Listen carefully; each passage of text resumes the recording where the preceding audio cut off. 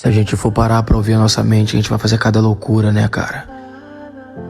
E fica arrumando tarefa pra fazer, coisa pra fazer, lugares pra isso, só pra não dar confiança a essas vozes que gritam dentro da mente.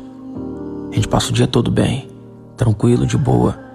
Mas no cair da madrugada, quando a gente tá sozinha, quando a máscara cai e a capa sai, e vem aquele peso nos ombros, e os pensamentos são tão pesados que pesa mais do que 1 tonelada.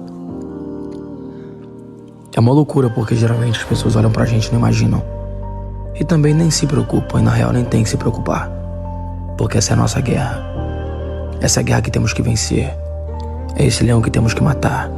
É matar um leão por dia lá fora e matar um leão por dia aqui dentro, nesse campo de batalha, onde espada nenhuma vence. O que vence é a consistência. Se a gente não focar no propósito, que é muito maior do que a dor, a mente vence a gente. É só comigo que acontece isso?